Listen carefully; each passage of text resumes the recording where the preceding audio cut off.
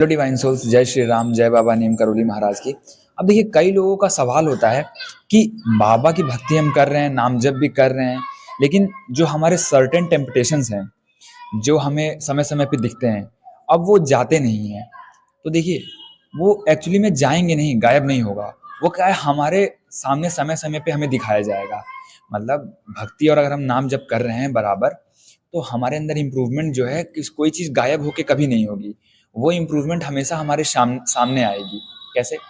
जैसे आपको सपोज कीजिए कि आप स्मोकिंग करते हो, तो अब आप भक्ति और नाम जप में हो, आपको पता है कि ये चीज़ मतलब मेरे लिए बुरी है, इसे मुझे छोड़ना है। तो अब आप रेजोल्यूशन लोगे कि अब आप मतलब उसके लिए कमिटमेंट करोगे कि मुझे अब फला दिन से फला तारीख से नहीं लेना है, नहीं पीना है। लेकिन क्या होता है, अगले दिन वो टेम्पटेशन फिर दिखने लगता है, फिर अगले दिन उसकी अर्ज बढ़ जाती है। तो ऐसा क्यों है?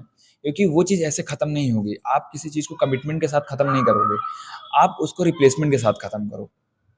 आप जब आपको सबसे ज़्यादा अर्ज हो, उस समय पे आपको नाम जप की पावर को समझना है, बाबा से कनेक्ट करना है, प्रार्थना करनी है। प्रार्थनाओं में जितनी पावर है, उतनी पावर किसी चीज़ में नहीं है।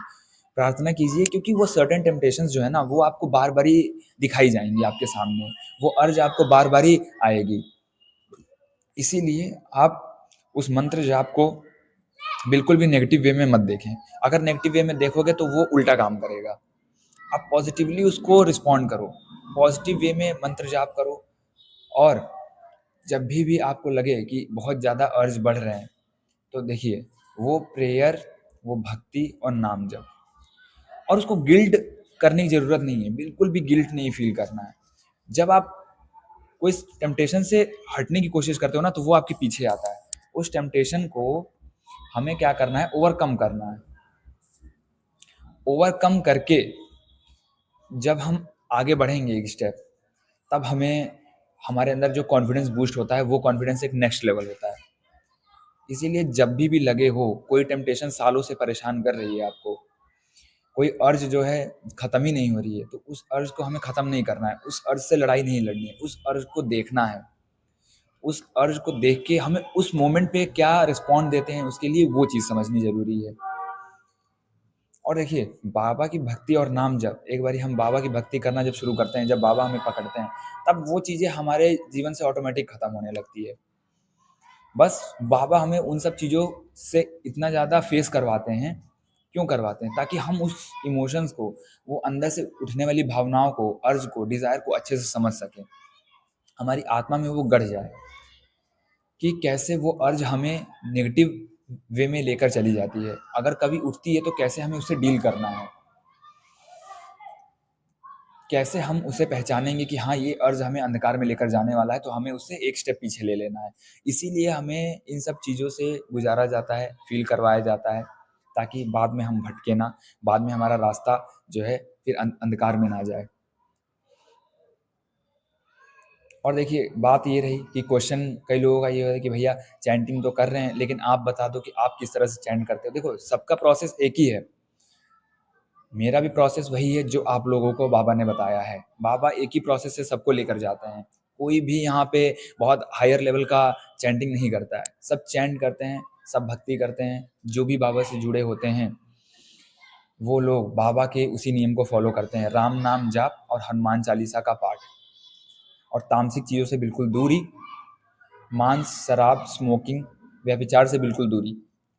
अब कई लोग बहुत ज़्यादा लड़ते हैं कि भैया ये चीज़ ख़त्म नहीं हो रही है। तो देखिए, ख़त्म होने की बात नहीं इसमें होती है।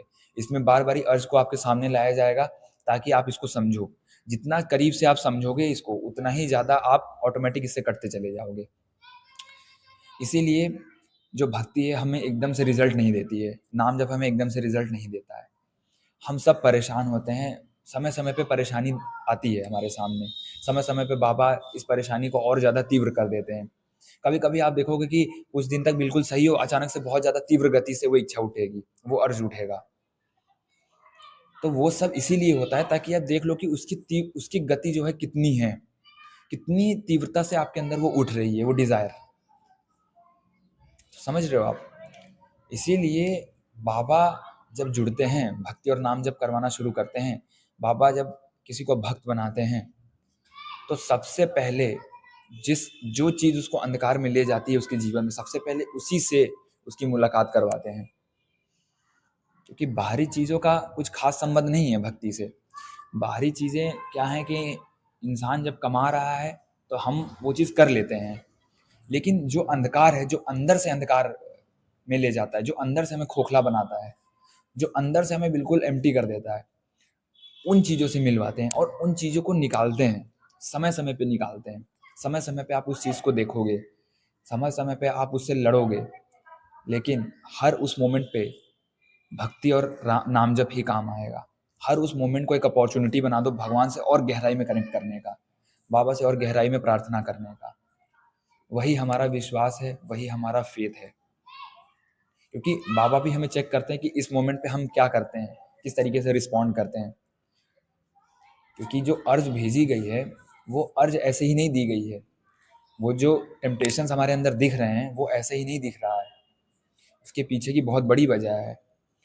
आप अपने लाइफ का हर मोमेंट को एक अपॉर्चुनिटी बनाओ भगवान से जुड़ने का, एक प्रेयर का मोमेंट बना दो। तब इससे क्या होगा कि मेंटली आप जो है एक प्रेयर वाले मोड में चले जाओगे। क्योंकि हमारे में सबसे कमी क्या होती है, सबसे ज़्यादा कमी किस चीज़ की? प्रेयर करने की, प्रार्थना करने की। उस चीज़ की कमी हमारे अंदर बहुत है। जय श्री राम, जय बाबा नीम करोली महाराज की।